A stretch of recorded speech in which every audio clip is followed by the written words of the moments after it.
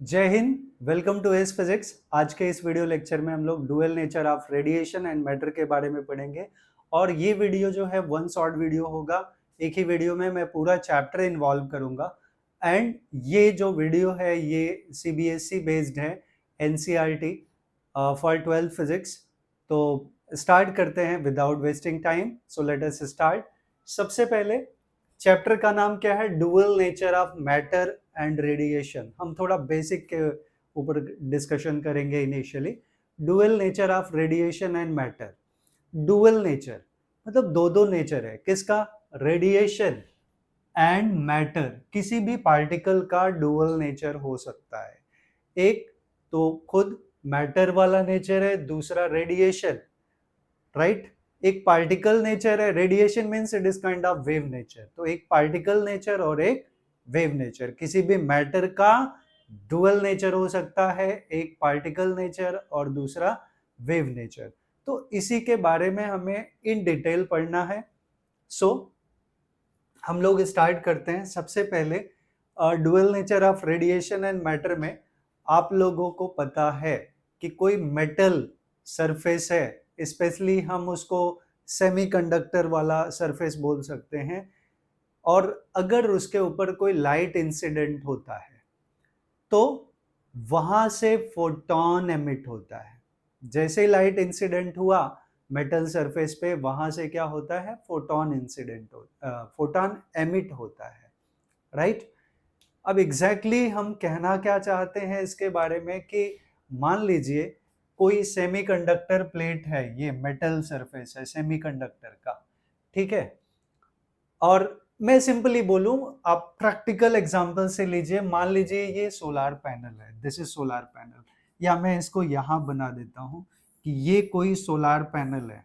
ये जो metal plate है ना, इट इज द सेम, और यहां मैं लिख देता हूं कि ये सोलार पैनल है। तो ऑफ कोर्स ये किसका बना होगा?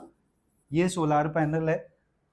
सोलार पैनल के बारे में तो सबको पता है, ये मेटल सरफेस का बना होता है, और मेटल वो भी कौन सा होता है? सेमीकंडक्टर होता है।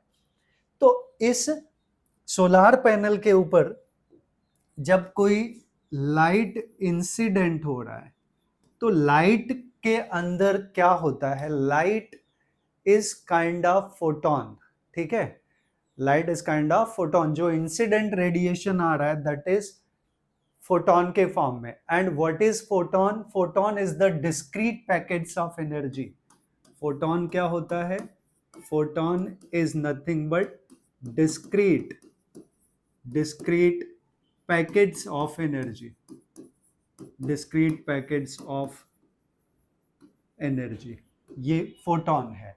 तो जब इसके ऊपर मेटल सरफेस के ऊपर कोई फोटॉन इंसिडेंट हो रहा है जिसकी energy E is equals to H nu हम लोग लिखेंगे, क्योंकि रेडिएशन वाला पार्ट हम डिस्कस कर रहे हैं, और रेडिएशन मींस वेव नेचर की बात कर रहे हैं। जब वेव नेचर होगा तो किसी भी वेव के अंदर फ्रीक्वेंसी होती है और वेवलेंथ होता है। तो यहाँ H nu, new is the frequency, मतलब ये वेव नेचर इंडिकेट कर रहा है। तो कोई जो रेडिएशन इंसिडेंट हो रहा है उसका जो एनर्जी है that is the energy of photon is H new, ठीक है? अब जरा आप सोचिए कि इस सोलार पैनल में या जो भी मेटल सरफेस है इसमें इलेक्ट्रॉन्स होते हैं, right? Electrons are embedded with the surface, या उनके आउटर मोस्ट सेल से इलेक्ट्रॉन एम्बेडेड होते हैं। और इलेक्ट्रॉन को जैसे ये फोटॉन वाली एनर्जी मिली, ये इंसिडेंट फोटॉन है, राइट? इस फोटॉन वाली एनर्जी मिली तो इलेक्ट्रॉन के पास दो चॉइसेस हैं। वो इलेक्ट्रॉन चाहे एमिट हो सकता है या नहीं भी होगा। एमिट कब होगा? अगर ये जो फोटॉन है, जो इंसिडेंट फोटॉन है, if that's energy is greater than work function. Now what is work function? Work function क्या है कि ये मेटल सरफेस एक सर्टेन एनर्जी से बाइंड है। वो सर्टेन एनर्जी, वो मिनिमम एनर्जी से ज्यादा एनर्जी चाहिए to eject the electron from metal surface. तो कितने एनर्जी से वो सरफेस से बाइंड है, that is called work function, right? तो यहां पे इसको जस्ट एमिट करने के लिए जो एनर्जी रिक्वायर्ड होगी मेटल सरफेस से, वो हमारा एच न्यू नॉट है, that is sometimes phi naught, sometimes W naught, work function भी इसको बोलते हैं हम लोग। मैं आगे डेफिनेशन के बारे में डिस्कशन करूंगा। तो ये वर्क फंक्शन है, मतलब मिनिमम उतनी एनर्जी चाहिए to just emit the electron from metal surface, and जो बाकी एनर्जी है वो कौन से फॉर्म में आएगी, that will be in the form of kinetic energy, और इस काइनेटिक एनर्जी से फोटोन एमिट होगा from the metal surface. This is the basic concept. आप इसको दूसरे ढंग से समझ सकते हैं कि मान लीजिए कोई नोटबुक है या टेक्स्ट बुक है, उसमें कोई पेज बाइंड है। मैं आपको एग्जांपल दिखा देता हूं कि मान लीजिए कोई नोटबुक है और यहाँ जो है अलग अलग जो पेजेस हैं, they are bind with the book, वो बुक के साथ बाइंड है। मैं एक ऐसा एग्जांपल ले लूं कि ये ऑफ कोर्स बुक है, और इसमें ये जो पेज हमने पर्टिकुलरली ले लिया, ये पेज जो है इस बुक से बाइंड है, तो मुझे इस पेज को निकालना है, टेयर करना है, फाड़ना है, तो मुझे मिनिमम जो मैं एनर्जी अप्लाई करूंगा वो मेरा एच न्यू है। अब अगर ये पेज जो है ये सरफेस से बाइंड है, तो ये भी एक सर्टेन एनर्जी से बाइंड है, that is called its work function. Minimum हमें उतनी एनर्जी अप्लाई करनी पड़ेगी जितनी एनर्जी से ये पेज सरफेस से बाइंड है, राइट? और वही एनर्जी हमारा वर्क फंक्शन है, जिसको हम लोग फाई नॉट या डब्ल्यू नॉट से रिप्रेजेंट करते हैं। अब सवाल है कि जो इंसिडेंट एनर्जी है, जो हम टोटल एनर्जी अप्लाई कर रहे हैं, अगर वो वर्क फंक्शन से ज्यादा हो गई तो ये पेज फट के बाहर निकल जाएगा, राइट? और उससे कम एनर्जी अप्लाई किया तो पेज बाहर नहीं निकलेगा। अच्छा, बाहर निकल रहा है तो it will come with the certain kinetic energy, right? तो जो फोटोन एमिट होगा that will be emitted with the certain kinetic energy, which is maximum kinetic energy. So simple way. I hope इतना पार्ट आप लोगों को समझ में आया कि हमने क्या समझाया कि ये जो है E is the energy of incident photon। मैं इसका इक्वेशन लिख देता हूं, ये बहुत प्रैक्टिकल एग्जांपल है। आप ऐसे ही समझ सकते हैं कि किसी प्लांट को हमें जमीन से अनरूट करना, उखाड़ना है, तो हमारे पास चॉइस है कि हम कितनी एनर्जी अप्लाई कर रहे हैं। अगर बहुत ज्यादा एनर्जी अप्लाई करते हैं, मतलब एच न्यू आपका ज्यादा है, तो वो दो पार्ट में यूटिलाइज होगा। एक तो जितने एनर्जी से उसकी रूट सॉइल को बाइंड किया हुआ है, right, that is work function. और अगर आप बहुत जोर लगा के उसको खींचते हो तो it will come with the kinetic energy, right, और शायद आप गिर जाओ उस काइनेटिक एनर्जी की वजह से। तो आपकी जो एनर्जी, आपने जो एनर्जी अप्लाई किया, E is equals to H nu, that is energy of incident photon. I will write, इसको वर्डिंग्स में लिख देता हूं मैं, energy of incident photon that is E is equals to H nu, nu naught नहीं है, h nu. That energy is utilized into two parts. One is the work function. हम work function का definition भी लिख देंगे बाद में। Work function that is phi naught या फिर W naught या फिर H nu naught plus maximum kinetic energy with which it will emitted maximum kinetic energy of electron emitted from metal surface. तो अब इसी को हम ऐसे एक्सप्रेशन में लिख दें तो E इज एच न्यू, मैं इसको E लिख देता हूं, and this is phi naught या W नॉट भी लिख सकते हैं, plus kinetic energy is half m v max square, right. ये एक हम कंक्लूजन पे पहुंच गए, और ये जो इक्वेशन है it is Einstein's photo electric equation. तो ये कंसेप्ट क्या है, इसके पीछे लॉजिक क्या है, दैट यू मस्ट अंडरस्टूड। अगर आप ये फॉर्मूला रटने की सोचेंगे तो it will be very difficult for you people.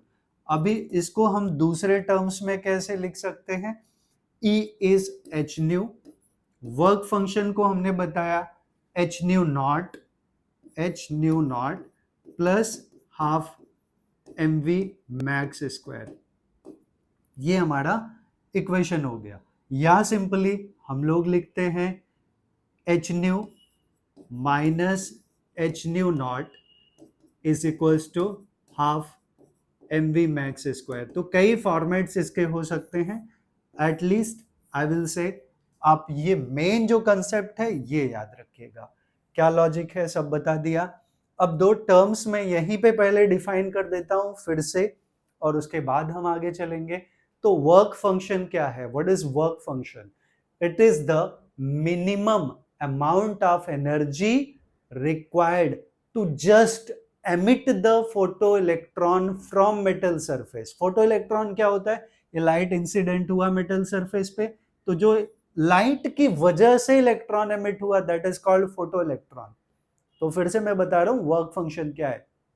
Work function is defined as the minimum amount of energy या minimum amount of work done required, चाहे जैसे आप बोल रहे हैं, amount of work done required to just emit the photoelectron from metal surface is called work function।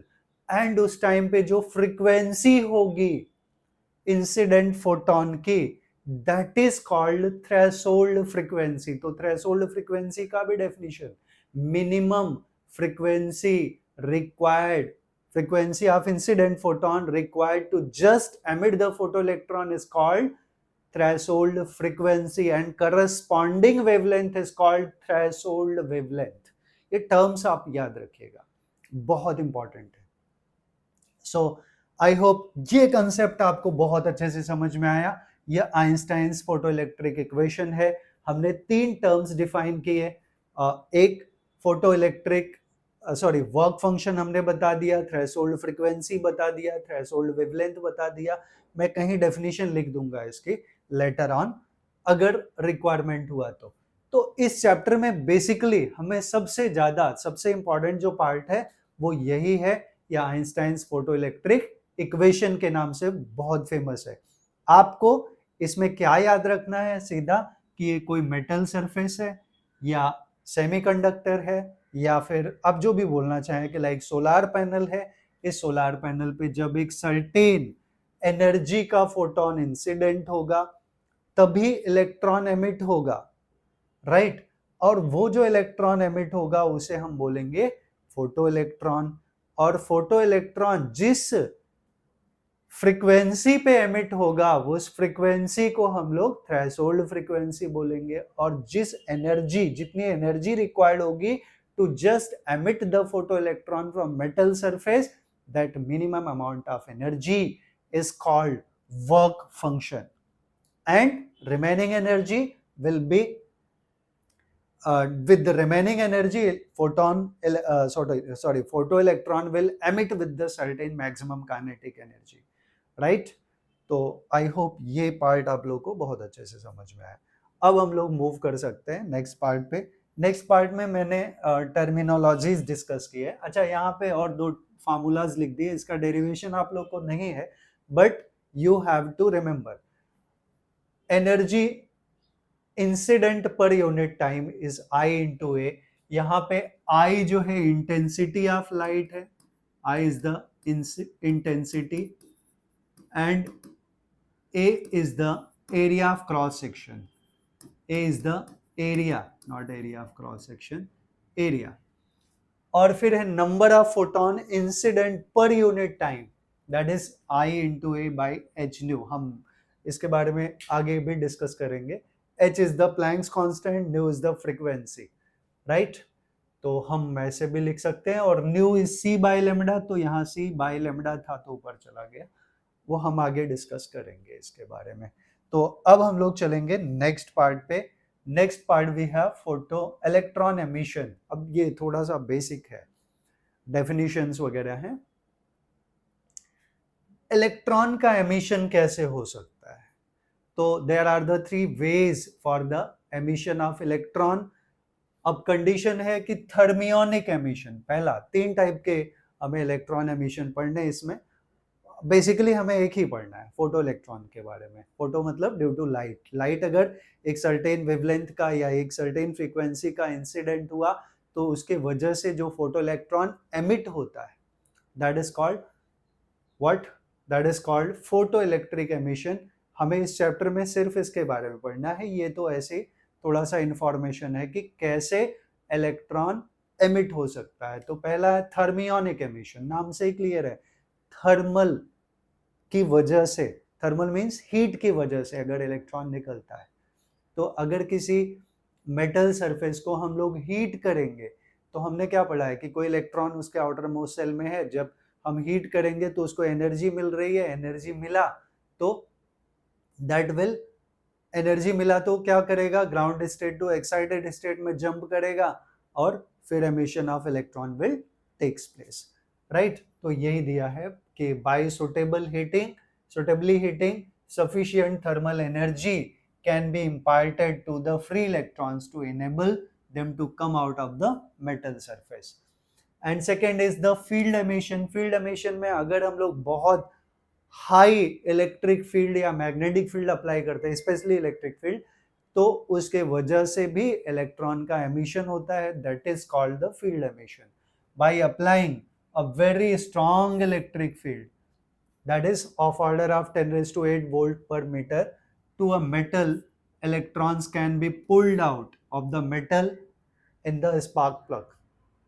Now third is photoelectric emission, जो हम इसके पहले भी डिस्कस किए. when light of suitable frequency illuminates a metal surface, electrons are emitted from the metal surface. These photo means light की वजह से generated electrons are called the photo electrons. Right. These electrons are called photo electrons. And of course जब electron flow होंगे तो current flow होगा, और इसकी वजह से जो करंट फ्लो हो रहा है that is called the photo electric current या फोटो करंट आल्सो. राइट. तो current flowing through any circuit due to when light of suitable frequency incident on the metal surface, that is called the photoelectric current या photo current. right. ये definition हो गई. मैं बता रहा था आपको कि एक, अच्छा वो भी लिखा हुआ है ऑलरेडी तो क्यों ही लिखना है. वर्क फंक्शन का definition will be next one. तो आई होप ये आप लोगों को समझ में आया कि इलेक्ट्रॉन एमिशन बेसिकली 3 टाइप के हैं. बट इस चैप्टर में हमें क्या पढ़ना है, photo electric emission. Photo electric emission क्या है कि जब when certain frequency, when light or radiation of any certain frequency is incident on the metal surface, and due to that there is the emission of electron, so that is called photoelectric emission. That phenomena is called photoelectric emission. right. आप इस part को हमेशा ध्यान में रखिएगा कि यहाँ से इक्वेशन हमें कैसे मिला है. एज आई मेंशन यू कि h nu is the energy of incident photon, that is equals to work function plus maximum kinetic energy. और याद रखिएगा इसको आपके जो टेक्स्ट बुक में दिया है वो ज्यादातर ऐसे पे दिया है कि जो मैक्सिमम काइनेटिक एनर्जी है half mv max square, that is equals to h nu minus phi naught. Phi naught is h nu naught, right? Phi naught is h nu naught. तो ज्यादातर केसेस में हमें ये वाला इक्वेशन दिया है और सब इक्वेशन यहां से हम लोग जैसे चाहे वैसे बना सकते हैं. आप लोग याद रखिएगा. ठीक है. तो अब हम लोग नेक्स्ट डेफिनेशंस की तरफ चलेंगे. फोटो इलेक्ट्रिक इफेक्ट बता दिया. अब यहाँ डायग्राम थोड़ा बदल गया है कि ये एक फोटो सेंसिटिव मेटल प्लेट है, इसके ऊपर लाइट रेडिएशन इंसिडेंट हो रही है और इस इंसिडेंट रेडिएशन का एनर्जी इज एच न्यू, और यहाँ से फोटो इलेक्ट्रॉन्स आर एमिटेड. ये क्या है, photo electrons. Right. Photo electrons are emitted from here और वो एक जगह पे कलेक्ट हो रहे हैं. तो यही है हमारा photoelectric effect when electromagnetic radiation of suitable wavelength or frequency are incident on a metallic surface. मैंने मेटेलिक सरफेस के लिए ज्यादा यूजुअल क्या बोला है, मेटल आप लिख दो या सोलर पैनल लिख दो चलेगा. Then electrons are emitted. This phenomena is called photoelectric effect. Now next is photoelectron. Already हमने बता दिया what is photoelectron. The electrons emitted in photoelectric effect. या सीधा वही लिख सकते हैं कि the electrons emitted when certain frequency of light, when light of certain frequency or wavelength incident on the metal plate, that electron emitted is called what? Photoelectrons. And next is photoelectric current. If current passes through the electric circuit in photoelectric effect, then current is called the photoelectric current. Work function हमने बता दिया already. Work function क्या है? It is the minimum amount of work required to just emit the photoelectrons from metal surface is called work function. The minimum energy required to make an electron free from metal is called, to just emit the photoelectron from metal surface is called work function. It is constant for the metal. Her metal के लिए work function का value will be constant. Like sodium के लिए अलग होगा, potassium के लिए अलग होगा, एल्यूमिनियम के लिए अलग होगा, तो सबके लिए अलग अलग होगा, बट सबके लिए कांस्टेंट है. एंड डिनोटेड बाय फाई या डब्ल्यू. मैं फाई नॉट या डब्ल्यू नॉट से प्रेफर करता हूं लिखना इसको. This is minimum for caesium and relatively less for alkali metals. तो वर्क फंक्शन के बारे में फॉर्मूला थोड़ा और लिख दूं मैं यहाँ पे. तो वर्क फंक्शन हमारा क्या है? वर्क फंक्शन पूरा लिख दूं वर्क फंक्शन को. Work function it is represented by phi naught या डब्ल्यू नॉट. नोटेशन वही यूज करिएगा. तो वर्क फंक्शन फाई नॉट या डब्ल्यू नॉट, चलिए मैं फाई नॉट से ही रिप्रेजेंट करता हूँ, is H nu naught. Here nu naught is the threshold frequency, which also can be written as hc by lambda naught. यहाँ lambda naught क्या हो गया? threshold wavelength. आपको पता है ना, nu is c by lambda या v is equals to f lambda, f frequency, v is equals to n lambda, वही चीज है. तो v के जगह यहाँ speed of light c है. ये फार्मूला हमारा वर्क फंक्शन का हो गया. Term must be clear. Phi naught is of course work function. H is Planck's constant. H is Planck's constant. और H का जो वैल्यू है वो होता है 6.63 इंटू 10⁻⁻34 जूल सेकेंड. याद रखिएगा आप लोग. C is the speed of light. C is the speed of light, क्योंकि फोटोन जो है वो स्पीड ऑफ लाइट से ट्रैवल करता है. एंड C का value is 3 into 10⁸ meter per second. And here nu naught is the threshold frequency. Threshold frequency. And lambda naught क्या है? It is threshold wavelength. Threshold wavelength. Terminologies पता रहनी चाहिए, क्योंकि यही सारे टर्म्स हम आगे भी यूज करेंगे. तो आपको उसमें किसी भी पार्ट को लेके कंफ्यूजन नहीं होना चाहिए. ओके, तो आई होप इतना पार्ट आप लोग का क्लियर हो गया है. अब हम लोग चलेंगे नेक्स्ट पार्ट पे. Next part we have saturation current. अब ये जो पार्ट है ना, आपको इमेजिन करना है. मान लो, इमेजिन, बहुत इमेजिन करना है, नॉट थोड़ा सा, कि ये मेटल सरफेस है और इसके ऊपर फोटोन इंसिडेंट हो रहा है जिसकी एनर्जी h न्यू है. राइट? अब जरा आप सोचिए, मान लीजिए रात का टाइम है, ठीक है, और ये सोलर पैनल है. मेटल सरफेस बोलूं या सोलर पैनल, बेटर वे आप दिमाग में रखिए सोलर पैनल, बट आप लिखिएगा इसको मेटल प्लेट. ठीक है, सोलर पैनल. ओके, ये सोलर पैनल है, मेटल प्लेट है. राइट? इसके ऊपर एक सर्टेन रात के टाइम जो लाइट इंसिडेंट होगी वो ना के बराबर होगी. तो रात के टाइम पे सोलार पैनल के ऊपर अगर सोलार पैनल काम नहीं करता, सिंपली मतलब वहां से करंट फ्लो नहीं मिलेगा हमें, राइट। और एकदम मॉर्निंग में, early in the morning, around आप मान लीजिए जैसे एकदम सुबह सुबह 5-6 बजे एक सर्टेन वेवलेंथ का लाइट जब इंसिडेंट होना स्टार्ट हुआ तो भी फोटो इलेक्ट्रॉन्स एमिट नहीं होते, सोलार पैनल काम नहीं करता। बट जैसे जैसे लाइट का इंटेंसिटी बढ़ता है तो उसके साथ फ्रीक्वेंसी एंड वेवलेंथ भी बढ़ेगा। एक पर्टिकुलर फ्रीक्वेंसी ऑफ लाइट आएगी जब photo electron will just emit from metal surface. ये जो इससे बाइंड है ना, एक सर्टेन एनर्जी जो लगेगी इसकी जिसपे वो एमिट होगा, that is called work function, right. That is phi naught which is H nu naught. मैं बार बार यही बता रहा हूं क्योंकि ये बहुत मेजर कंसेप्ट है। पहले हमने क्या बताया कि सुबह सुबह जब लाइट का इंटेंसिटी एकदम कम था, एक फ्रीक्वेंसी से कम फ्रीक्वेंसी थी, तो फोटो इलेक्ट्रॉन नहीं निकल रहे थे। और फोटो इलेक्ट्रॉन कब निकलना स्टार्ट होंगे, उसमें करंट कब दिखना स्टार्ट होगा, जब एक पर्टिकुलर फ्रीक्वेंसी का लाइट इंसिडेंट होगा।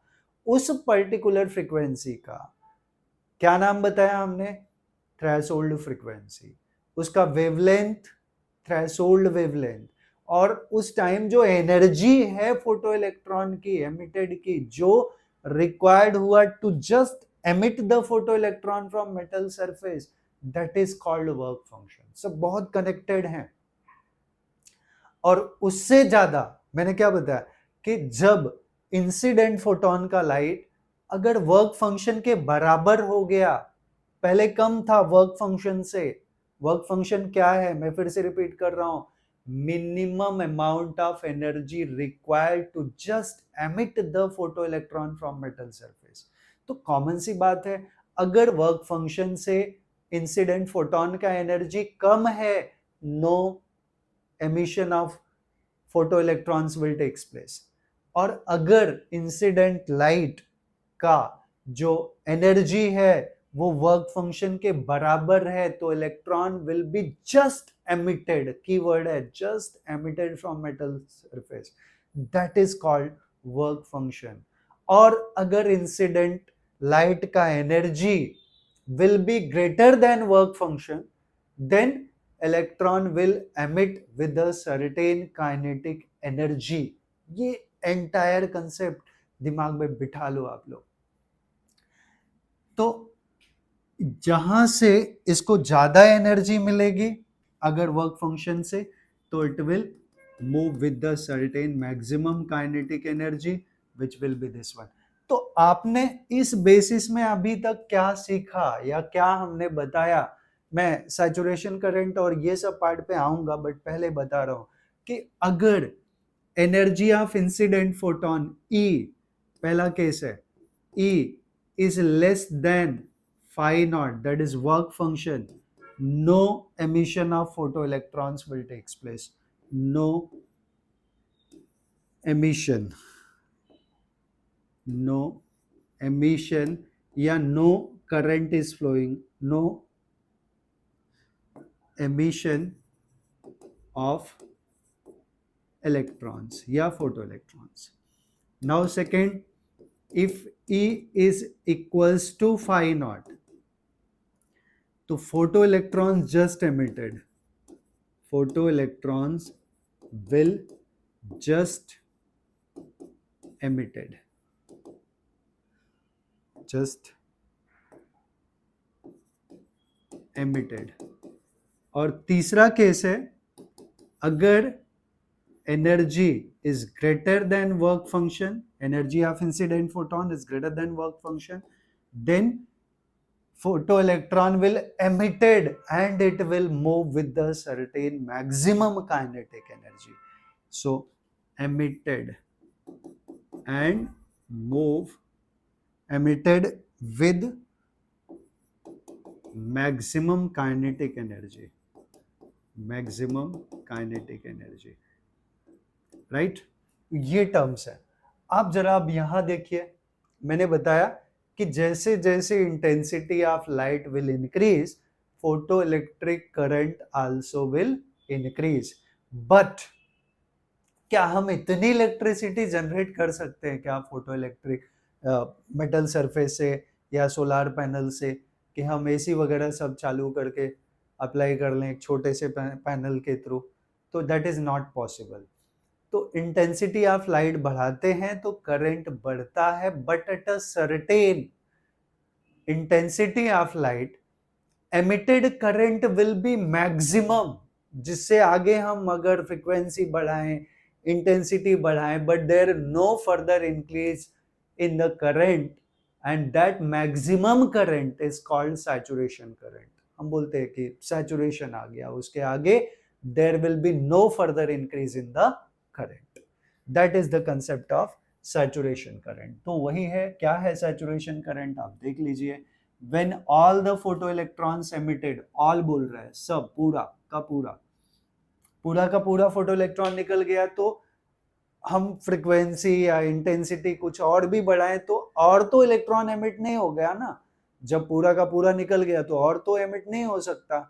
तो वही लिखा है कि when all the photo electrons emitted by the cathode, ये कैथोड है और ये एनोड है, तो emitted by cathode reaches the anode, then current flowing through the circuit at that instant is known as the saturated current। मतलब वो maximum current है, this is maximum value of photoelectric current।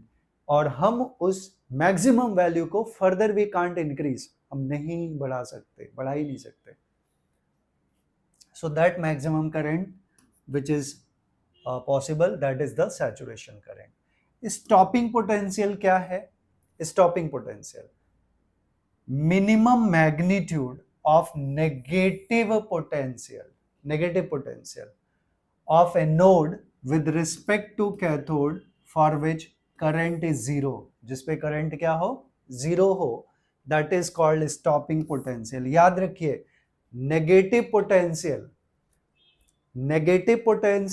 Eight which current is zero, that is called stopping potential, and at stopping potential that maximum kinetic energy will be equals to potential energy। ये condition है, याद रखिएगा, आगे लिखा है मैंने, बताऊंगा मैं। this is also known as the cutoff voltage। this voltage is independent of intensity। now next is retarding potential। retarding potential क्या है? what is retarding potential? as you can see, retarding potential क्या है हमारा? negative potential of a node with respect to cathode, negative potential which is less than stopping potential is called retarding potential, right?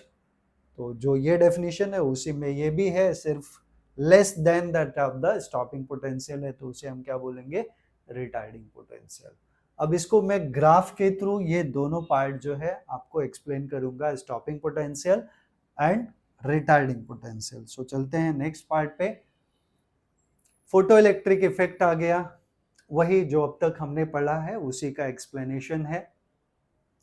Experimental study of photo electric effect, वहां मैंने क्या बताया था कि ये नॉर्मल एक मेटल सरफेस है, और इस मेटल सरफेस के ऊपर जब एक सर्टेन फ्रीक्वेंसी का फोटोन इंसिडेंट होता है जिसकी एनर्जी एच न्यू है, तो यहाँ मान लो कि कोई इलेक्ट्रॉन है, तो ये एनर्जी को एब्जॉर्ब करेगा इलेक्ट्रॉन और फिर एमिट होगा।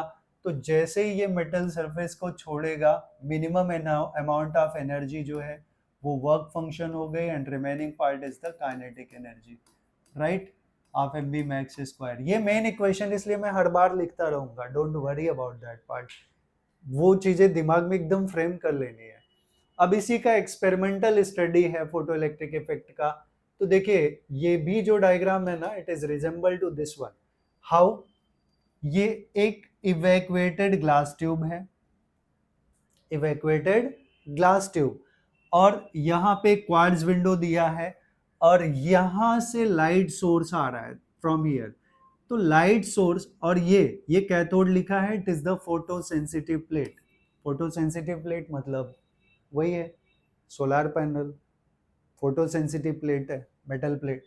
तो इसको कैथोड बना के रखा है कैथोड पे, और जैसे ही ये एनर्जी इसकी एच न्यू है, ये रेडिएशन इंसिडेंट हुआ, और इसका जो एनर्जी है ये compulsorily E must be greater than phi naught, तभी फोटो इलेक्ट्रॉन एमिट होगा। देन फोटो इलेक्ट्रॉन से start to emit from the metal surface, from the cathode, और जो फोटो इलेक्ट्रॉन है they move towards the anode, right. यही concept है इसका, मैंने बताया जो वही चीज एक्सपेरिमेंटली ये किया गया। अच्छा, क्वार्ट्ज विंडो क्यों, why not normal glass? Because normal glass जो है वो रेडिएशन को क्या करता है, एब्जॉर्ब कर लेता है, और quartz window doesn't absorb.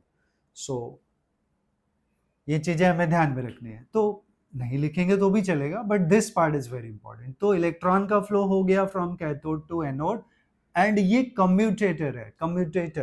Commutator एक डिवाइस का नाम है which reverses the direction of current, right, which reverses the direction of current.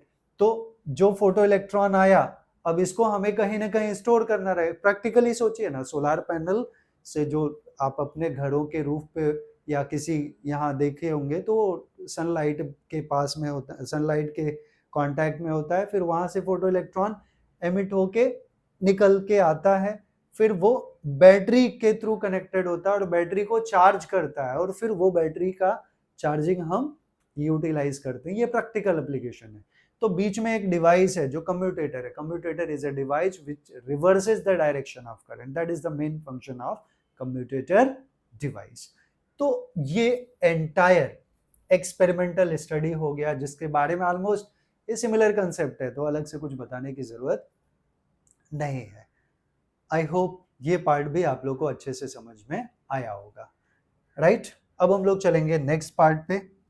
Next part we have laws of photo electric emission. ये मोस्टली आपको याद रखना है because it is based on the observations. सारे points बहुत easy हैं, मैं one by one explain करता हूँ। The photo electric emission is 1 to 1। 1 to 1 मतलब क्या, एक फोटोन एक इलेक्ट्रॉन को ही एमिट करेगा। 1 to 1, एक फोटोन जो इंसिडेंट हुआ मेटल प्लेट पे, वो एक ही इलेक्ट्रॉन को मेटल सरफेस से एमिट करेगा। सो it is 1 to 1. The photoelectric emission is 1 to 1. That is, for every photon of suitable frequency, only one electron is emitted. दूसरा point है, for a given substance, there is a minimum value of frequency incident light called the threshold frequency, below which अगर जो radiation incident हो रही है उसकी frequency अगर threshold frequency से कम हुई, वर्क फंक्शन से उसका एनर्जी कम हुआ, फ्रीक्वेंसी को फ्रीक्वेंसी के रिस्पेक्ट में, एनर्जी को एनर्जी के रिस्पेक्ट में। फिर से बोल रहा हूं कि जो इंसिडेंट फोटोन है उसका फ्रीक्वेंसी अगर थ्रेशोल्ड फ्रीक्वेंसी से कम हुआ तो no photo electric emission will takes place. या मैं एनर्जी के टर्म में बोलूं कि जो इंसिडेंट फोटोन है उसकी एनर्जी अगर वर्क फंक्शन से कम हुई तो no emission of photo electron will takes place, right. और जो फोटोन इंसिडेंट हो रहा है उसका जो वेवलेंथ है अगर वो ग्रेटर हुआ किससे, वर्क फंक्शन से, तो no photo electric emission will takes place. यहां उल्टा बता रहा हूं बिकॉज आपको पता है frequency and wavelength both are inversely proportional.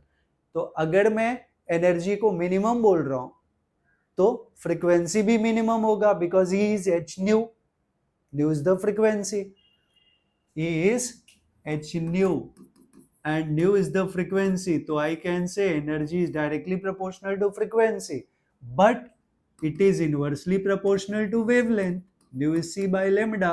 So now energy is inversely proportional to wavelength अगर h and c constant है, और energy is directly proportional to frequency, right?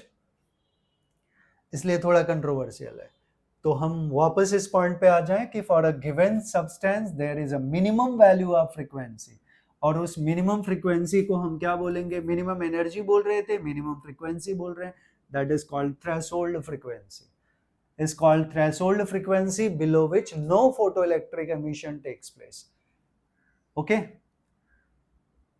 fine. So however the intensity of light may be. Now the process of photoelectric emission is instantaneous, there is no time lag. जैसे photon incident हुआ immediately electron will emitted, right? तो instantaneous process है, time lag is almost 10⁻⁻⁸ second का है, जो कि बहुत कम है. So it is a instantaneous process. As soon as the photon of suitable frequency falls on the substance, it emit the photoelectron. And time lag मैं यहाँ लिख देता हूँ, आप याद रखिएगा. टाइम टैग नहीं, लैग है. Time lag T is almost 10⁻⁻8 second.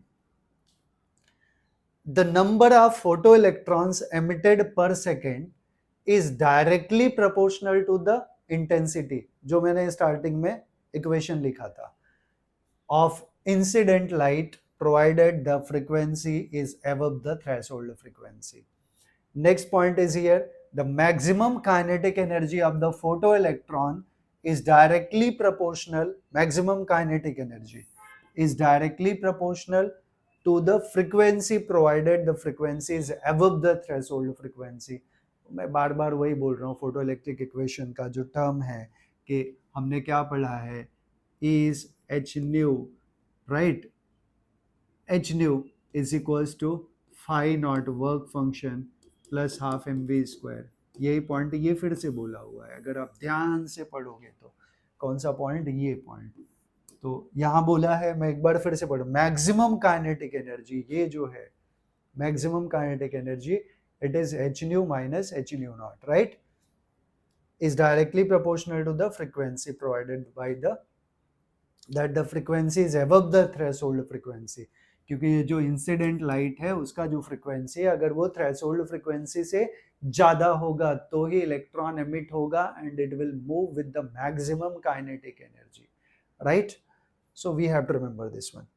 आगे है next point, we have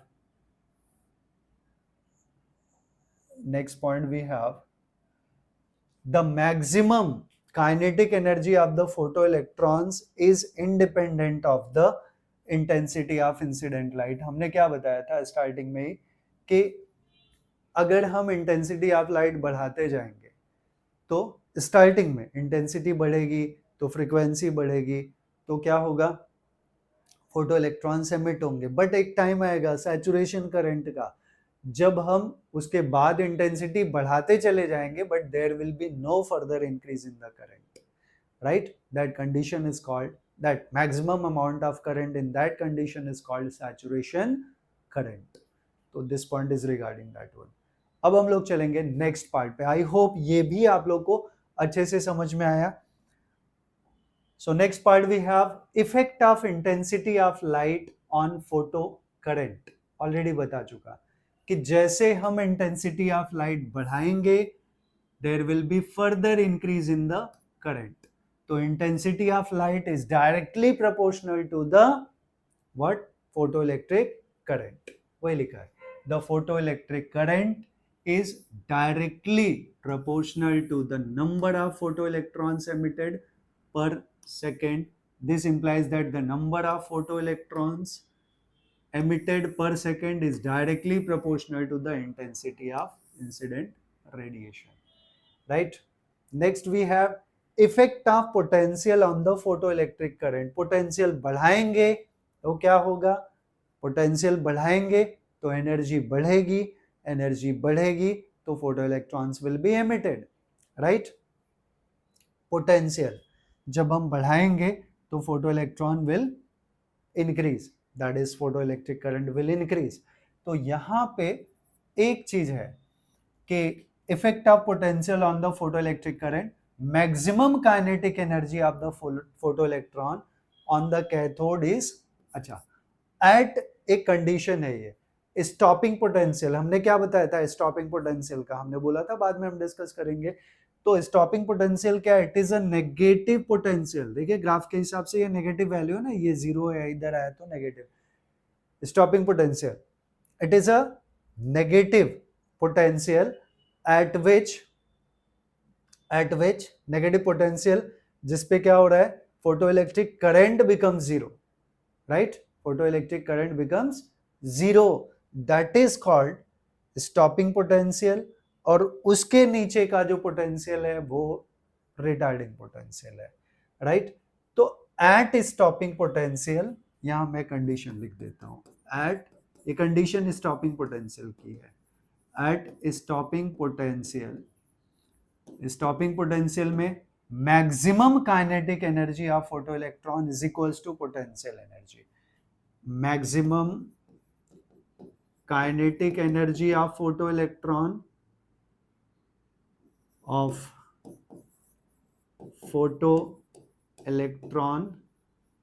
is equals to potential energy due to electric potential। तो आप यहां से इक्वेशन देख लो, मैक्सिमम काइनेटिक एनर्जी का फॉर्मूला आप लिखना चाहो तो लिख सकते हो, half, this can be written as half mv max square is equals to potential energy का फॉर्मूला क्या है? EV, right? यहां स्टॉपिंग पोटेंशियल को यूजुअली हम V नॉट से रिप्रेजेंट करते हैं, तो ये टर्म हमारा EV नॉट हो गया। और ये कैसे आया मैं वो भी बता दूं, अगर आपको डाउट है तो। आपने सबसे बेसिक टर्म पढ़ा है, सिंस वर्क डन, नहीं, since potential is work done per unit charge, तो वर्क डन हमारा क्या हुआ? Charge into potential.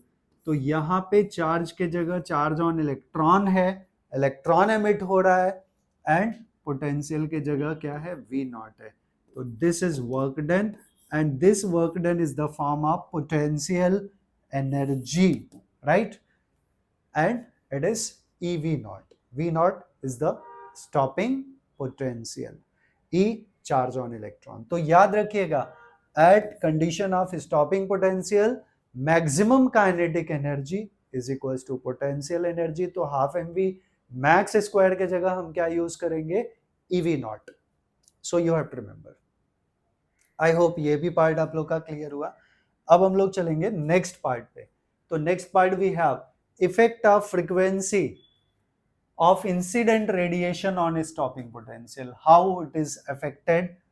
तो बहुत सिंपल सा कंसेप्ट है इसका, just we will see. Okay, effect of frequency of incident radiation on stopping potential मैं बता चुका हूं ऑलरेडी कि these observations can have two implements. क्या क्या इम्प्लीमेंट्स हैं इनके? जस्ट वी कैन सी क्या क्या इम्प्लीमेंट्स हैं। The maximum kinetic energy of photo electrons varies linearly with the frequency of incident radiation। of course क्या दिया है कि मैक्सिमम काइनेटिक एनर्जी किसके डायरेक्टली प्रोपोर्शनल होगा? फ्रीक्वेंसी के, राइट?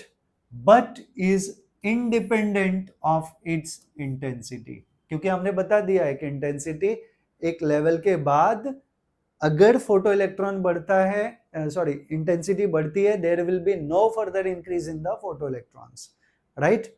तो फोटो इंटेंसिटी के ऊपर ये बहुत ज्यादा डिपेंड नहीं करता। किसके ऊपर डिपेंड करता है? फ्रीक्वेंसी के ऊपर। For a frequency nu the incident radiation lower than the cut off frequency, no photo electric emission is possible.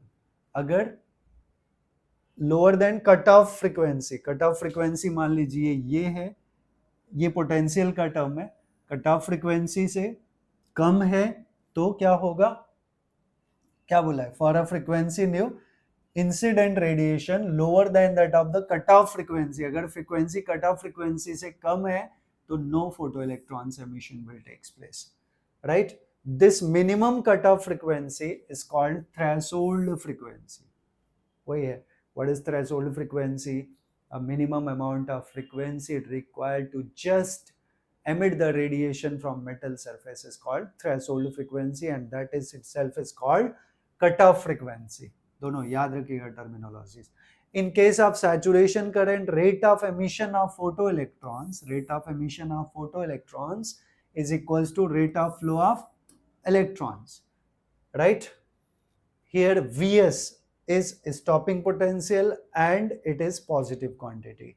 If intensity is increased, अगर intensity बढ़ती है तो क्या होगा? Then saturation current is increased by same factor by which intensity increases. Stopping potential is same, so maximum value of kinetic energy is not affected.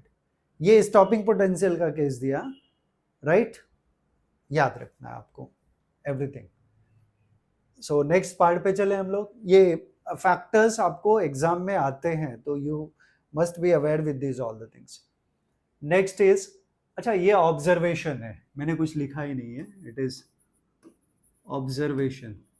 Observation में क्या करना है आप देखिए, ये कोई हमें छोटा सा एक ग्राफ दिया है स्टॉपिंग पोटेंशियल और फ्रीक्वेंसी का. ये फ्रीक्वेंसी न्यू है और stopping potential is V not.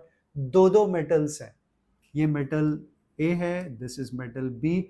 ये इनका थ्रेशोल्ड फ्रीक्वेंसी दिया है, न्यू नॉट है थ्रेशोल्ड फ्रीक्वेंसी. तो आप बताइए कि हम एक पर्टिकुलर पोटेंशियल अगर अप्लाई करें या पर्टिकुलर एनर्जी अप्लाई करें तो किस केस में कौन सा मेटल से फोटोन जो इलेक्ट्रॉन जो है वो जल्दी एमिट होगा, आपको बताना है. तो आप देख रहे हो यहाँ पे इसका थ्रेशोल्ड फ्रीक्वेंसी कम है, इसका थ्रेशोल्ड फ्रीक्वेंसी ज्यादा है. तो थ्रेशोल्ड फ्रीक्वेंसी जिसका कम है वहां से फोटो इलेक्ट्रॉन जल्दी एमिट होगा और जिसका थ्रेशोल्ड फ्रीक्वेंसी ज्यादा होगा उसका फोटो इलेक्ट्रॉन जल्दी एमिट नहीं होगा. That observation you have to remember. तो यहाँ पे दो पॉइंट्स इसके रिगार्डिंग लिखा है कि the stopping potential V not varies linearly with the frequency. Potential, stopping potential is directly proportional to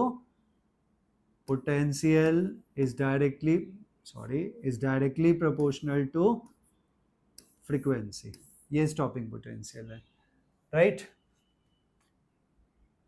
Second, there exists a certain minimum cutoff frequency that is nu naught for which the stopping potential is 0. जहाँ पे stopping potential 0 हो जाए. Okay, तो just दो observation है. आपको ऐसे graph आएंगे तो पूछेगा कि कौन सा मेटल में जल्दी फोटो इलेक्ट्रॉन एमिट होगा या किस में होगा किस में नहीं होगा. So that part you have to tell. So अब हम लोग चलेंगे नेक्स्ट पार्ट पे. Next part we have Einstein's photo electric equation energy quantum. तो ऑलरेडी मैं फोटो इलेक्ट्रिक इक्वेशन के बारे में डिस्कशन एकदम बिगनिंग में किया था. फिर से वही चीज कि ये मेटल सरफेस है या हम इसको सोलर पैनल बोल लें.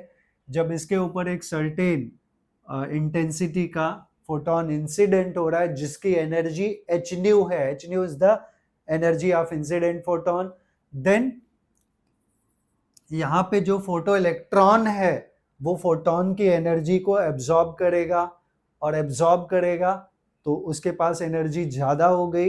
As it have more energy, तो अगर उसकी एनर्जी इसके वर्क फंक्शन मेटल के वर्क फंक्शन से ज़्यादा है then photo electron will be emitted and it will move with the certain kinetic energy. बार बार ये टर्म मैं रिपीट कर रहा हूँ. तो यहाँ से हमें इक्वेशन मिल गया H new is equals to phi naught या h nu naught plus half mv max square, right?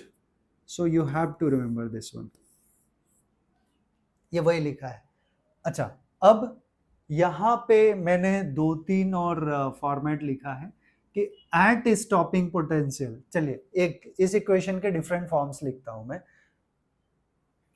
Okay, ये एक्चुअल में यहाँ जो लिखा है ना according to law of conservation of energy, ये वही है दिस वन. ये law of conservation of energy के हिसाब से ही लिखा है क्योंकि जितनी एनर्जी मेटल सरफेस पे इंसिडेंट होगी वही एनर्जी दो जगह यूटिलाइज होती है. पहला to just emit the photoelectron from metal surface, that is called work function, plus the kinetic energy with which electron is coming out of the metal surface, that is half mv max square, right? तो law of conservation of energy incident किया, apply किया ना, जितनी energy incident हुई वही energy utilize हुई to come out the photo electrons in two different parts. तो law of conservation of energy ये फॉलो करता है, और हम इसके डिफरेंट फॉर्म्स देखेंगे। तो पहले ये पॉइंट जरा बता दूं, क्या क्या लिखा है। When a photon of energy h nu falls on the metal surface, the energy of the photon is absorbed by the electron and used in two ways। वही जो हमने बताया, पहला to just emit the photoelectron from metal surface, that is called work function, and remaining energy is utilized to move the electron from out of the metal surface from in with maximum kinetic energy। So that term we have। Second आ गया work function के बारे में, अभी बात कर रहा था, आ गया पार्ट ऑफ एनर्जी। यहाँ टू वेज है ना, energy is used in two ways. तो part of the energy is used to overcome the surface barrier and come out of the metal surface. This part of energy is called the work function, and remaining part of the energy is used to giving velocity v to the emitted photoelectrons।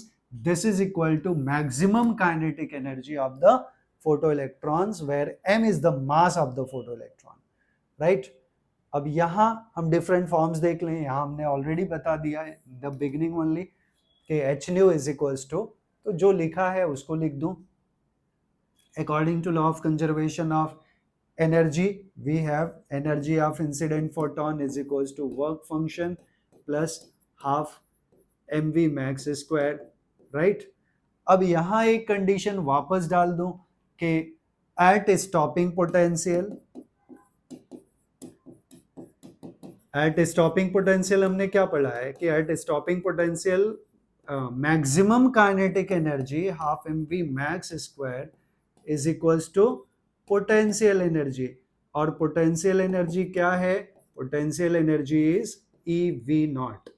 मैं V naught को V naught जैसा लिखता हूं, नहीं तो V naught और nu naught में confusion हो जाएगा, right?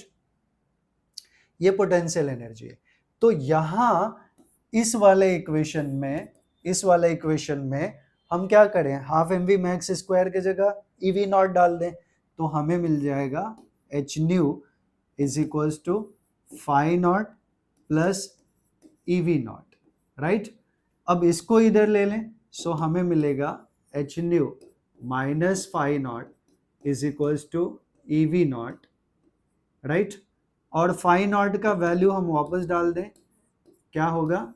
h nu naught, right, is equals to EV naught. Fine, यहां तक तो कोई डाउट नहीं होगा। अब इसका एक और फॉर्म हम डाल देते हैं। ये पार्ट ऑलरेडी हमें मिल चुका है, दिस पार्ट मैं इस इक्वेशन से ले रहा हूं। अब दोनों साइड ना मैं E से डिवाइड कर देता हूं। ये इक्वेशन फिर से लिखता हूं मैं, h nu minus phi naught is equals to EV naught, right? अब दोनों side LHS as well as RHS दोनों को मैं किससे डिवाइड कर दूं? E से, इलेक्ट्रॉन के चार्ज से। तो मुझे मिल जाएगा h nu by E minus phi naught by E is equals to V naught. क्योंकि EV नॉट बाई E करेंगे तो हमें यही मिल जाएगा, राइट? तो V नॉट हमें क्या मिला, इसको मैं थोड़ा फिर से लिख दूं। तो V नॉट हमें मिला h बाई E, इसको जस्ट हम रीअरेंज कर रहे हैं, h by E into nu minus phi naught by E, right? अब ये एक स्पेशल इक्वेशन हमें मिल गया, इसको हमें कंपेयर कर लेना है with the equation y is equals to mx plus c। इससे कंपेयर कर लें तो y एक्सिस पे हमारा v नॉट आएगा। अगर हम ग्राफ प्लॉट करें तो किसका v नॉट वर्सेस न्यू का, आगे हम डिस्कस करेंगे। V naught versus nu frequency, तो ये पार्ट जो है this h by E will be slope, h by E क्या होगा, इसका स्लोप होगा। तो यहां से मिलेगा स्लोप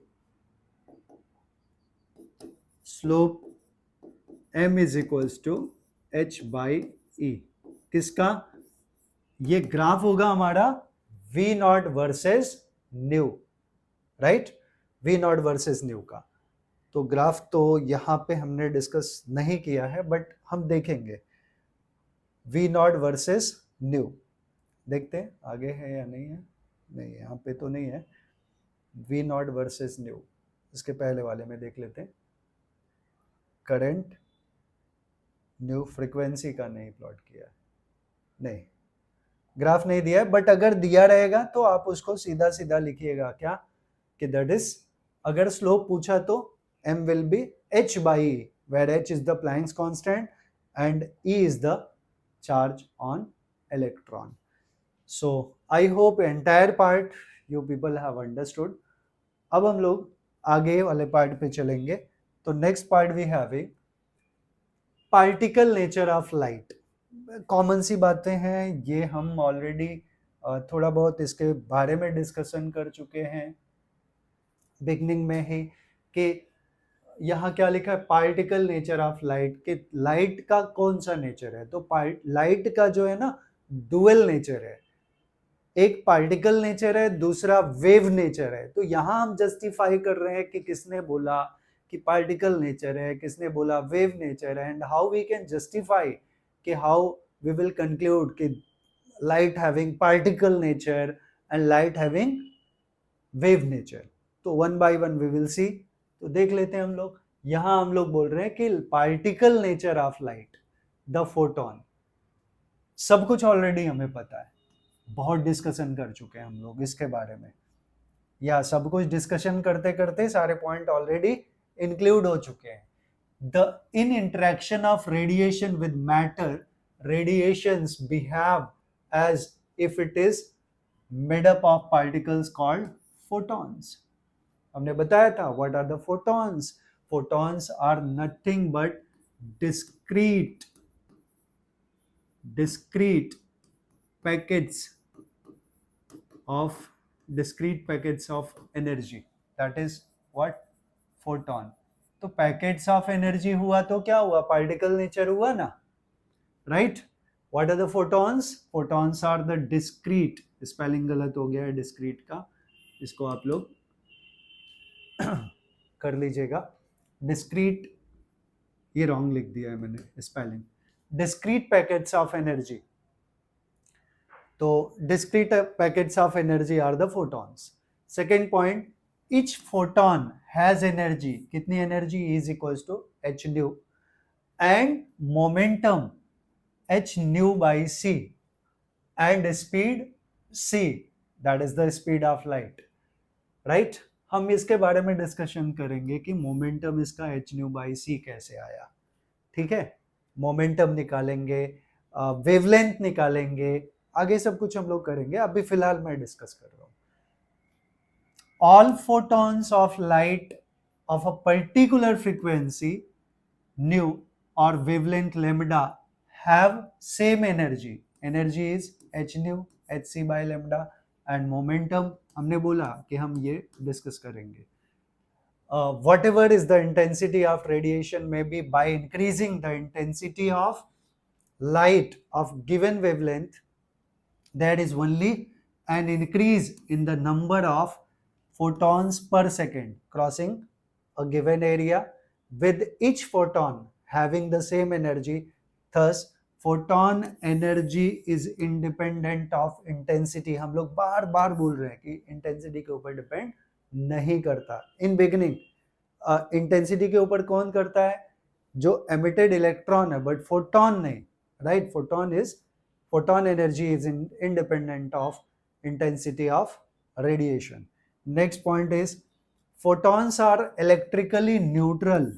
फोटॉन्स जो है वो इलेक्ट्रिकली न्यूट्रल होता है, ना पॉजिटिवली चार्ज है ना नेगेटिवली चार्ज है, and not deflected by electric and magnetic field, in a photon particle collision the total energy and total momentum, वापस total energy and total momentum are conserved. However, the number of photons may not be conserved in a collision. The photons may be absorbed और a new photon may be increase. तो सारे points याद रखिएगा. अब हम लोग चलेंगे next point पे. So next point, okay fine. Next point मैं चाहता हूं कि कुछ आप लोगों को थोड़ा एक्स्ट्रा बताऊं. यहाँ Davisson and Germer experiment, wavelength, okay यहाँ पे तो यहाँ मैं डी ब्रॉगली वेवलेंथ निकालूंगा. एक्चुअली वेवलेंथ ऑफ इलेक्ट्रॉन हम लोग फाइंड आउट करेंगे. तो मैं थोड़ा सा ये डिस्कस करना चाहता हूँ कि आपको पता है कि हम लोग पढ़ चुके हैं dual nature of light. So one is the particle nature and other is the wave nature. तो मैं यहाँ पे डुअल नेचर का हाफ ऑफ पार्ट दोनों जगह डिस्कशन करूंगा. अबाउट द फर्स्ट पार्ट अगर हम लोग बोले तो पार्टिकल नेचर के बारे में, about the particle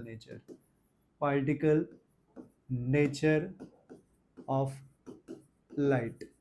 particle nature of light के बारे में सबसे पहले किसने बताया था? आइंस्टाइन ने. और आइंस्टाइन ने बोला कि जो एनर्जी है इट इज mc².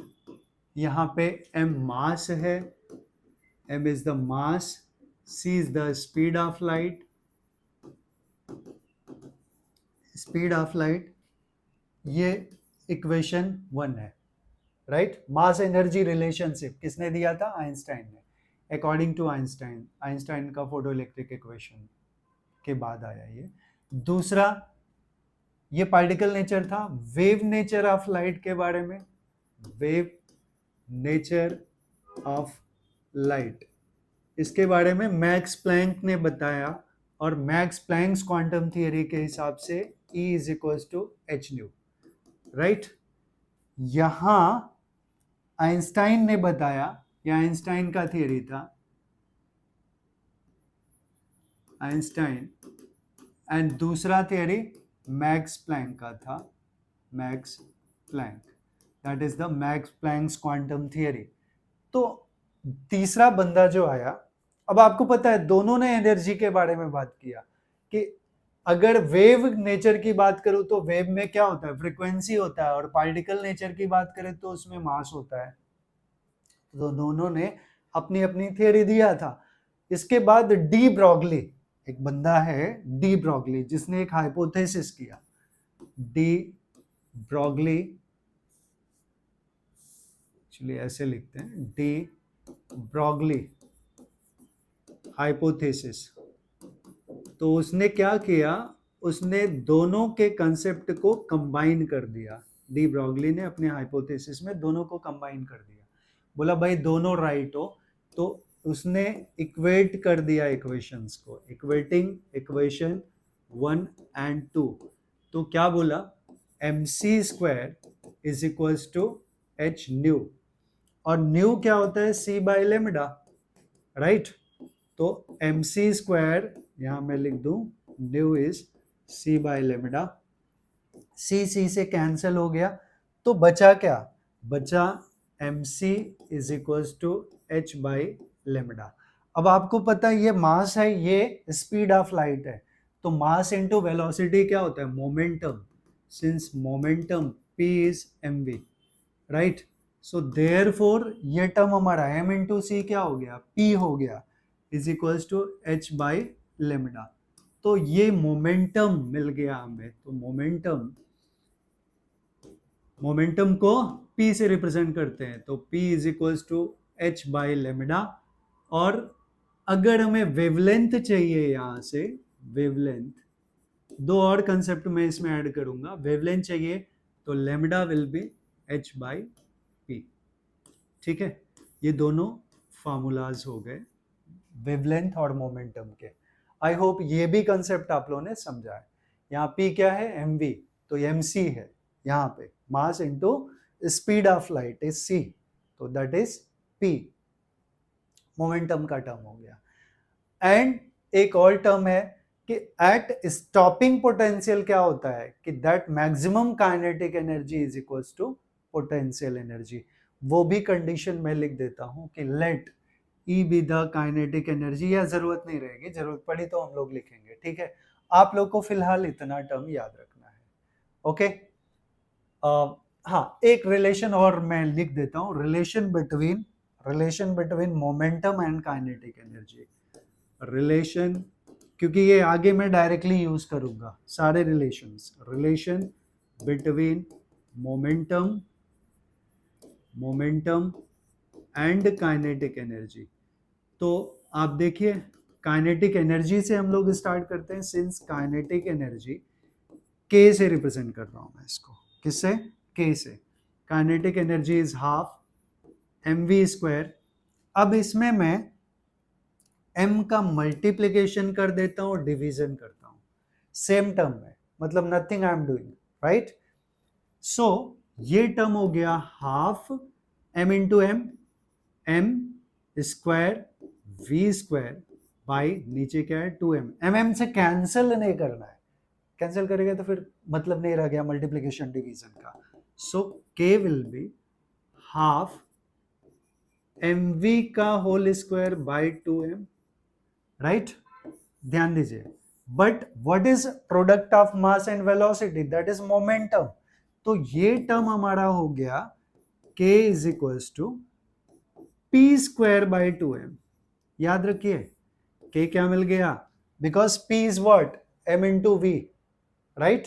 तो ये आ गया p² by 2m, p² by 2m। मैं दो जगह क्यों लिखा, 2 तो एक ही है ना, 2 इज एट वन प्लेस, तो हम दो जगह 2 नहीं लिख सकते, ओके। दो जगह 2 नहीं लिख सकते, तो इस 2 को मैं कैंसिल कर देता हूँ, सॉरी, चलेगा ऐसे, पूरा कैंसिल हो जाएगा, और यहाँ से भी कैंसिल कर देता हूँ, ठीक है। तो ये टर्म, ओके। तो kinetic energy k is equals to mv² by 2m, और यहाँ पे क्या लिखना था हमें, k is equals to, right, yes. तो ये हो गया p² बाई 2m, और यहाँ से अगर हमें मोमेंटम चाहिए तो p² विल बी, p² निकाल रहे हैं तो 2mk, so p will be root of 2mk। याद रखिएगा, ये आगे शायद हम फिर से करें इसको, ये एंटायर पार्ट बहुत इंपॉर्टेंट है, ये आगे वाले पार्ट में हमने फिर से कंटिन्यू करना है, ठीक है। तो अब हम लोग चलेंगे नेक्स्ट वाले पार्ट पे। अगर आपको इसका स्क्रीनशॉट लेना है तो आप ले सकते हो। हम लोग चलेंगे नेक्स्ट पार्ट पे। Wave nature of matter, particle nature बता दिया, wave nature of matter. Actually wave nature of matter की जगह में लिख देता हूं वेवलेंथ ऑफ एन इलेक्ट्रॉन, ये हम डिराइव कर रहे हैं, wavelength of an electron, right. तो हम पीछे के थियरीज में क्या क्या यूज कर चुके हैं वही टर्म हम यूज करने वाले हैं। तो हमें पता है हम वेवलेंथ ऑफ एन इलेक्ट्रॉन निकालना चाहते हैं, तो ऑलरेडी हमें पता है कि since lambda is h by P, अभी हमने यूज किया, right, h by P use किया, और हमने बताया what is the relation between, अच्छा यहाँ p को मैं क्या लिख सकता हूँ, h बाई, अब मैं वेव नेचर की बात कर रहा हूं तो स्पीड ऑफ लाइट हम लेंगे, इंस्टेड ऑफ v हम क्या यूज करेंगे, c, तो this will be m into c। Momentum is product of mass and velocity, तो यहाँ वेलोसिटी में हम स्पीड ऑफ लाइट यूज करेंगे, एंड ये टर्म ठीक है, हम लोग याद रखेंगे इसको। और एक टर्म हमने यूज किया है, since lambda is equals to kinetic energy वाला टर्म क्या था, दैट मोमेंटम निकाला था ना, मोमेंटम और काइनेटिक एनर्जी में रिलेशन। वापस एक बार पीछे चलता हूँ, मोमेंटम एंड काइनेटिक एनर्जी में रिलेशन सिंस के, या फिर मैं उतना डिराइव कर देता हूँ फिर से, कोई प्रॉब्लम नहीं, आप लोग स्किप कर दीजिएगा उसको। Since kinetic energy is half mv square, kinetic energy k is equals to, so k will be half mv square, या यहाँ मैं ठीक है स्पीड ऑफ लाइट से ही हम लोग लेके चल रहे हैं, तो ये आ गया हमारा p square by 2m, right. So हमें क्या चाहिए, p चाहिए, तो मोमेंटम p स्क्वायर हो गया 2mk, right. So p becomes root of 2mk, fine. Already हमने सब किया हुआ है, it is our equation number 2। और एक चीज मैं ऐड कर दूं कि सिंस एट स्टॉपिंग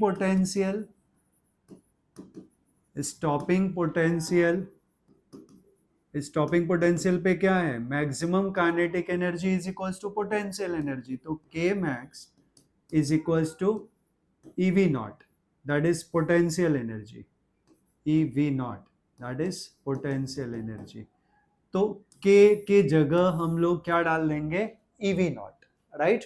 तो अब ओवरऑल वेवलेंथ देखें तो वेवलेंथ के कितने फार्मूलाज हैं, lambda is h by p, which is h by p is, p क्या है, m into c, which also can be written as h by p का फॉर्मूला हमने क्या निकाला है, रूट ऑफ 2m के, अगर काइनेटिक एनर्जी दिया है तो रूट ऑफ 2m के, बट अगर हमें काइनेटिक एनर्जी मैक्सिमम जो है, अगर हमें उसको पोटेंशियल के टर्म में लिखना होगा तो हम k के जगह क्या यूज कर लें, EV नॉट।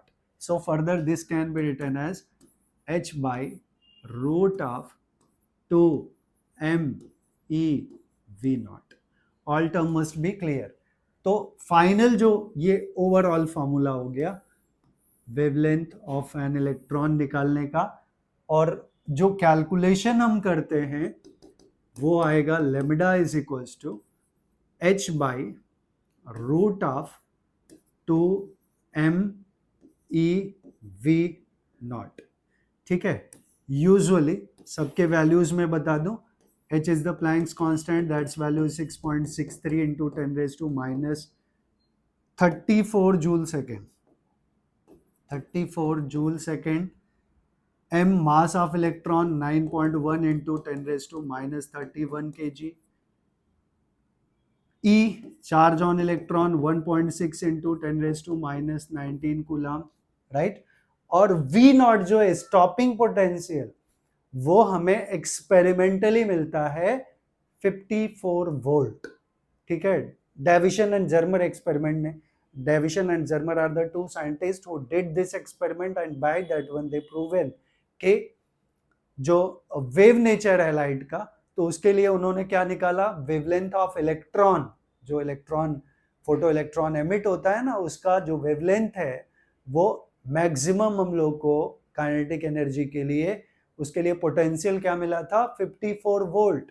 तो एट V नॉट जो है वो 54 वोल्ट है, ठीक है। हालांकि मैं यहाँ पे 54 वोल्ट का रेफरेंस फिलहाल हम नहीं लिखे, तो ये जो वैल्यू है अगर सारे वैल्यूज डालेंगे तो lambda will be 1.227 upon root of V naught nanometre, understood. ये वैल्यू आपको याद रखनी है। यहाँ पे V नॉट के वैल्यूज अगर हम अलग अलग डालेंगे तो हमें wavelength of electron will be different and different, right. तो हम कितना पोटेंशियल अप्लाई करेंगे उसके ऊपर wavelength of electron emitted will depend, right. तो I can say now wavelength of an electron is inversely proportional to square root of potential difference applied. I hope so it is clear now. So ये entire part is kind of derivation that I have explained, और अब जो है इस chapter का last part हम लोग discuss करेंगे, that is the deviation and Germer experiment. और उस एक्सपेरिमेंट में डेविशन एंड जर्मर जो दो साइंटिस्ट हैं, उन्होंने कंबाइनली एक्सपेरिमेंट परफॉर्म किया था और उन्होंने ये फार्मूला डिराइव किया था और ये फार्मूला निकाला था, that is the wavelength of an electron के लिए। तो वही एक्सपेरिमेंट है। अब वो एक्सपेरिमेंट मैं आप लोगों को एक्सप्लेन कर रहा हूँ, डेविसन एंड जर्मर एक्सपेरिमेंट। तो Davisson and Germer, as I mention you, कि एक साइंटिस्ट का नाम, दो साइंटिस्ट हैं, कंबाइनली दोनों ने काम किया है, एक साइंटिस्ट का नाम नहीं है। तो उन्होंने कुछ एक्सपेरिमेंटल सेटअप किया था, उसको यहाँ पे एक हाई टेंशन बैटरी अप्लाई किया, दिस इज HT लिखा है इसको, हाई टेंशन वोल्टेज या high tension battery, right, high tension battery है। और यहाँ पे ये रियोस्टेट है, RH, हम लिखना चाहें नहीं लिखना चाहें दैट इज डिफरेंट थिंग। और यहाँ पे एक छोटा सा बैटरी अप्लाई किया, that is low tension battery. HT is high tension battery, that is बहुत हाई वोल्टेज है, वहां पे सेवरल लैक्स हो सकता है। एंड यहाँ पे लो टेंशन बैटरी है, नॉर्मल बैटरी, ठीक है। तो नॉर्मल बैटरी जो है ये एक कॉइल है, कॉइल के थ्रू कनेक्टेड है। और यहाँ पे ये पार्ट जो है ये इलेक्ट्रॉन बीम को एक्सिलरेट करता है, क्योंकि यहाँ से ये किससे कनेक्टेड है, हाई टेंशन बैटरी से, राइट। इस पार्ट को कंबाइनली, इस पार्ट को हम इलेक्ट्रॉन गन बोलते हैं। ये जो लो टेंशन बैटरी है जो इंडक्टर से कनेक्टेड है, कॉइल से कनेक्टेड है, और ये जो हाई टेंशन बैटरी है, ये हाई टेंशन बैटरी क्या कर रहा है, it is providing very high potential, बहुत हाई पोटेंशियल क्रिएट हो रहा है यहाँ पे ड्यू टू दैट वन। तो लो टेंशन बैटरी से जो filament, F is the filament, F is the filament of any coil, तो लो टेंशन बैटरी से कनेक्टेड है। तो लो टेंशन बैटरी की वजह से फिलामेंट में से क्या होता है, emission of electron start to takes place. तो यहां से इलेक्ट्रॉन का फ्लो स्टार्ट हो गया। और ये जो पार्ट है इलेक्ट्रॉन गन जिसको मैं बोल रहा हूं, ये जो सेकेंड पार्ट है A, ये किससे कनेक्टेड है, हाई टेंशन बैटरी से। तो हाई टेंशन बैटरी की वजह से जो इलेक्ट्रॉन यहां से स्लोली निकल रहा था, जैसे यहाँ पे इंटर हुआ, it will move with very high speed. इसीलिए ये जो कंबाइन पार्ट है ना, इसको हम इलेक्ट्रॉन गन बोलते हैं, गन से बुलेट बहुत तेज निकलती है, राइट। तो ये इलेक्ट्रॉन के मूव को एक्सीलरेट कर देता है और हाई स्पीड मूविंग इलेक्ट्रॉन अब यहां से निकल रहा है। ये निकल क्रिस्टल है, निकल क्रिस्टल के ऊपर इंसिडेंट हुआ तो यहाँ पे डिफ्रैक्शन हो गया, किसका, इलेक्ट्रॉन का। इलेक्ट्रॉन डिफ्रैक्ट हुआ तो ये एक मूवेबल सर्कुलर स्केल है जहां पे गैल्वेनोमीटर लगा हुआ है।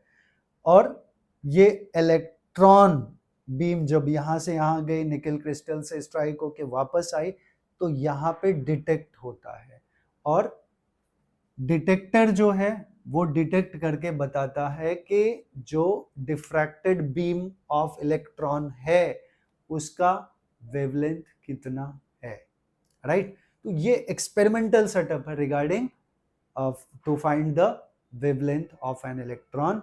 और इसके जस्ट, अच्छा, ये पूरा एक्सपेरिमेंटल सेटअप है, हमने उसको बता दिया आपको कैसे कैसे इसका वर्किंग है, फंक्शन है, कंस्ट्रक्शन है। तो आप इसको ध्यान रखिएगा, टेक्स्ट बुक से एक बार वापस पढ़ लीजिएगा। बट इसका अल्टीमेटली हम फिर से बता रहे हैं, अभी हमने निकाला था जो पीछे वाले डेरिवेशन में, इसमें इसको मिस मत करिएगा। यहाँ हमने पूरा फाइनली क्या निकाला था कि जो वेवलेंथ ऑफ इलेक्ट्रॉन है lambda, it is 1.227 upon root of V0 in terms of nanometre. तो मैं ये पार्ट यहाँ पे लिख देता हूँ कि since lambda is h by p which is also equals to किसके बराबर है, 1.227 upon root of V0 in terms of nanometre. ये लिखना पड़ेगा, नहीं तो into 10⁻⁻⁹ लिखना पड़ेगा, ठीक है। तो हमने क्या बताया था कि it is observed that experimentally it was observed that the wavelength of electron is obtained at potential 54 volt. तो I will say कि at stopping potential which is 54 volt at V naught is equals to 54 volt, जो wavelength है lambda, it will be 1.227 upon root of 54 in terms of nanometer, nm, nanometer, yeah, which is 1.227 upon root of 54 volt into 10 raised to minus 9 metre. ठीक है, तो जब आप overall calculation करोगे, यहाँ मैंने इसका वैल्यू लिख दिया है, सो इट बिकम्स 0.167 नैनोमीटर या 1.67 एंगस्ट्रॉम.